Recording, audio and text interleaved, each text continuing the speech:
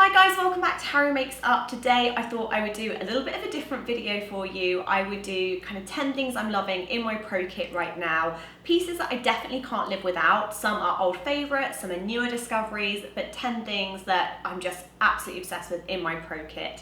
I use them for editorials, for TV, for appearances, and they're just such great pieces. So I'm going to show you those in a second, but first of all, I'm so excited that I can finally tell you about my new blog. It's still just HarryMakesItUp.com. I'll pop it on the screen, and obviously everything will be linked down below. But for such a long time now, I have wanted to, I think, just upgrade my site and do things that I definitely feel like I needed a bit of help doing with a web designer to kind of really make it the vision I wanted it to be. So I really wanted to make something that had a much more minimal feel about it and kind of really bring back my love of art direction and photography. I think as it happens when you're a blogger, I think it's very easy to get stuck on what you feel you should be doing as opposed to remembering to kind of enjoy the process. And I'm definitely guilty of that. I feel like I had to kind of take a step back, pick up my own vintage cameras again. Like, me and my husband collect vintage Leicas, we collect old point and shoot cameras, and I'd gone back to kind of shooting on those and making content and worried people wouldn't like it or it wouldn't be to everyone's taste. And I think I just had to go back to making stuff for me primarily, stuff that I love. And I enjoy telling a story through imagery. That's my first love, whether that's on a face, whether that's on a blank page, whether that's on a blog post. And I wanted that element to come back into my blog. I wanted to make everything much more easier to navigate and just to give the content a platform where it really could focus on beautiful photography, hopefully well-written content. I'm definitely not a writer, but I'm enjoying learning. I'm enjoying kind of expanding my skill set and trying new things. And it definitely feels like me now. And I'm 31 now. I wanted a site that, in 10 years time, hopefully I still love and can continue to make content that I really care about and want to share with you guys. So going forward, my aim, this is definitely my aim, we'll see how it goes. I'm not putting any pressure on myself, but the aim is to do 3 blog posts a week. So there'll be constant kind of written content with lots of beautiful editorial and photography going up. And then 1 video every 2 weeks, as you guys know. And then we do the podcast, one of those every 2 weeks as well. So I'm hoping between all that, there'll be enough kind of going on to keep you guys, give you lots of content to enjoy, obviously mostly beauty focused, but I did also want to bring back more elements of my travels and how that inspires my work as a makeup artist. Have open discussions about beauty, what it means to you guys, what it means to me. So new things within the new blog design. As you'll see, obviously it's very aesthetically different. I feel it's much more true to kind of what my work is like as a makeup artist anyway, and it shows that better now. But also I really wanted to kind of really rework my VIP section. So for those of you that don't know, when you go onto the site, you can click via VIP and you sign up and you get access to like a secret members area of the site, which I did have before, but because I'd done it myself, there were so many glitches, so many things going wrong. So now, thankfully, I've had the help of a web designer, which would get a professional to help me with that stuff. So now we have like little videos on there, we have PDFs you can print off and keep, cheat sheets, we've got beauty directories like where to shop in LA, the videos that I kind of get requests for but I feel like would take me a minute long to make. I felt like the VIP section is the perfect place for that. It's just like a resource area. So perhaps it's you want to learn how to put eyelashes on quickly and there's kind of 40-second videos on the VIP area. You can click it, watch it as many times as you want, and you'll have your own kind of password to go in and out of. So it's only like for VIP members, it's completely free, but just a little secret area where there's kind of a little stash of resources there for, the ultimate beauty lovers like yourself. So I hope you guys enjoy that. I'll leave, again, you'll see that on the blog and I'll leave a link up to sign up for that. So a little bit sweaty with excitement. I don't know what you call the opposite of a chin sooler. I don't know. Sweaty upper lip alert for anyone who was wondering. I always get asked that when I say it. But yeah, I'm gonna have lots more content. There'll be a monthly newsletter with updates, behind the scenes stuff, kind of discussions and topics we can talk about in depth about beauty. And yeah, I just can't wait to share it with you guys. There's a shop section as well, so if you want to shop just my pro kit, you can go on there. A lot of people often ask me with my Instagram, what makeup did you use for this look? And now I have the shop my Instagram feature, so you can literally go on each face and kind of see everything, and obviously please don't feel you have to buy from those links. They're just there to make it easier for you, should you wish to. So yeah, without further ado, I will get into the video, but I would love you guys to go check out the blog, and I just hope you love it as much as I do. So thanks so much, and we'll crack on with the video. So the first one that's been in my kit for a very long time now, and I go back to this time and time again. I repurchase it when they run out, and it does last me a good amount of time as well. It's not like I use too much product, because you can use a little bit and build up. It is the Charlotte Tilbury Light Wonder Foundation.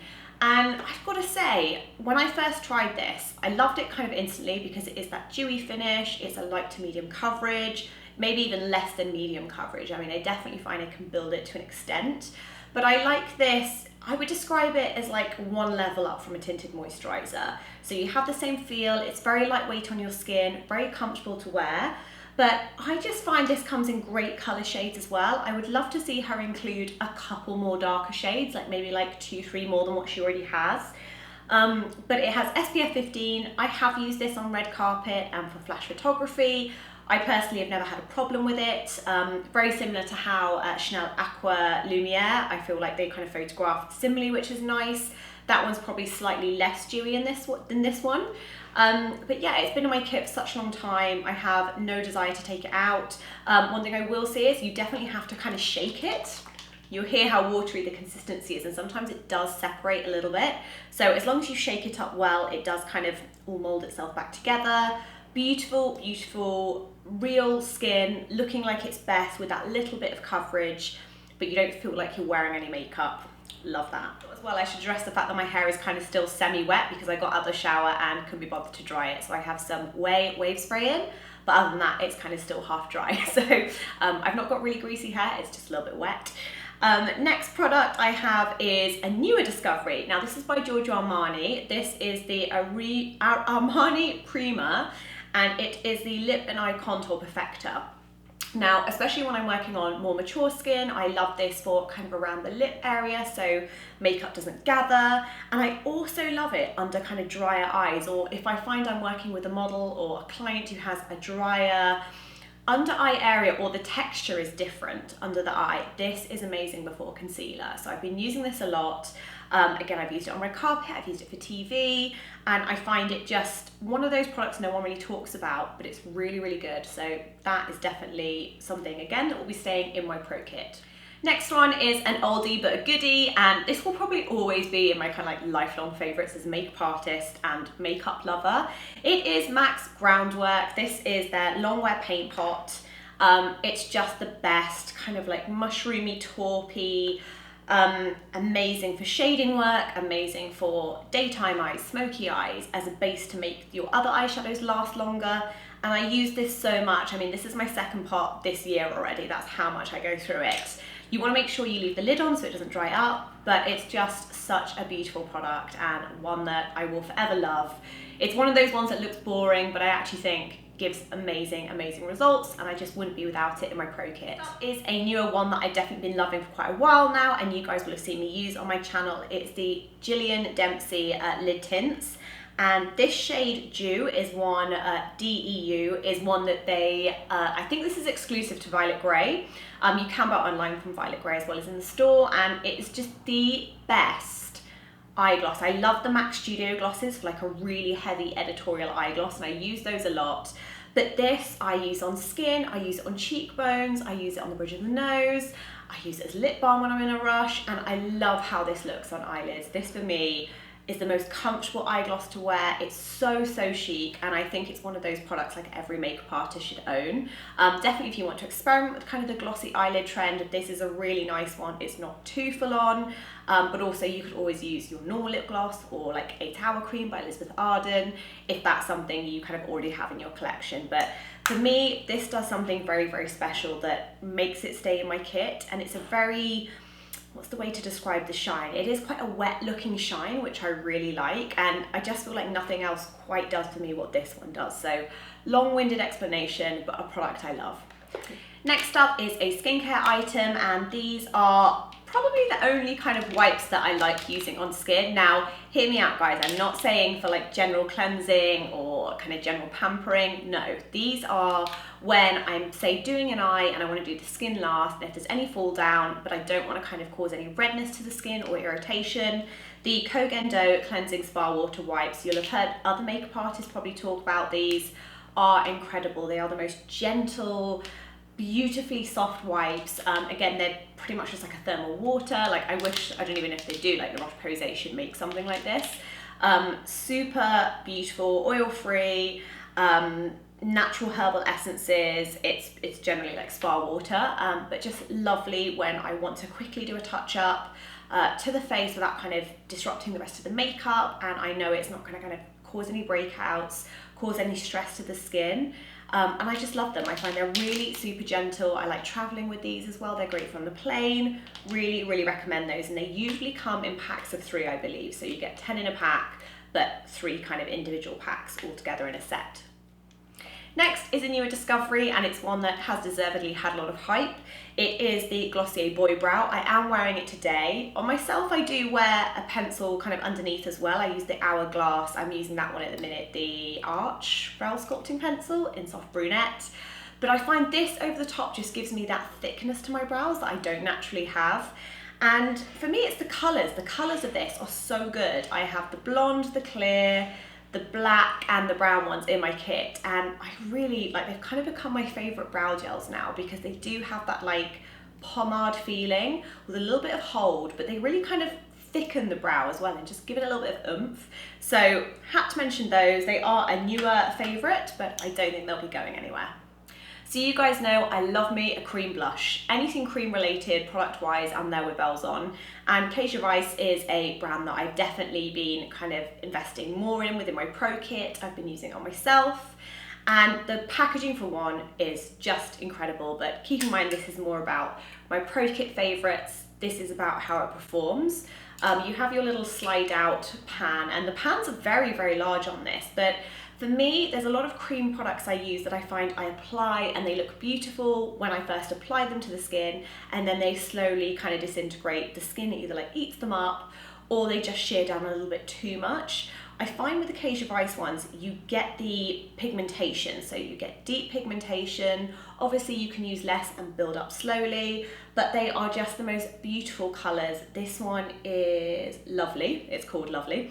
Sun Blushed, or no, Sun Touched I have is really lovely. I think Blossom I have one that's in my own makeup bag, and I just find when I use them on clients, everyone's blown away by the pigmentation. They're not sticky, super, super buildable. Obviously you can kind of dab them on your lips and eyes as well, so they can be very multi-purpose, and I just think these are fantastic.